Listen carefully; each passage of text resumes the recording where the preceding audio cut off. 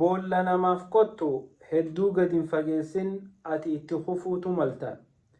Histiif jettee, inaadaaf jettee, hinaaffaa adda addaatiif jettee obboleessa keetiif yookiin obboleettii teetiif boolli ati arra gara jabeenyaan qottu abbaa itti kufuu rabbiitu beeka.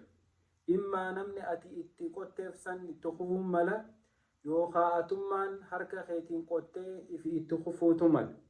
Tanaaf yeroo hamtuu namatti yaaddu hisaabaa baatee akka malee hin hammaatin. Hamtuun ati yaadde san shir jettee sixxaxamtee lafaan si dha'uun malti. Ummanni Arabaa akki jaanii man hafara xufratan li'akhiihi waqaca fiihi jaan.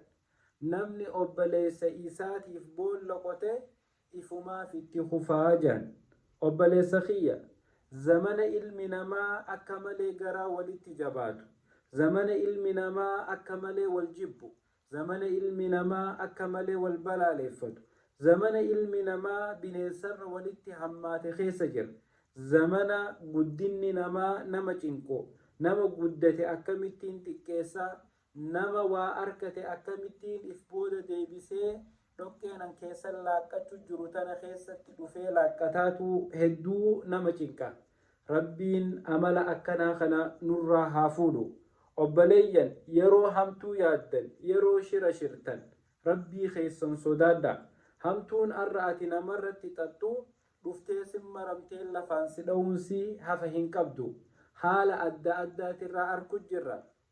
Arra as teessee achi arrabsita, arra as teessee achi balaaleffatta, arra as teessee waan feete achi namaan jetta. Borummoo bakka arra teessee arrabsitu san keessatti hufuun kee hafa hin qabu.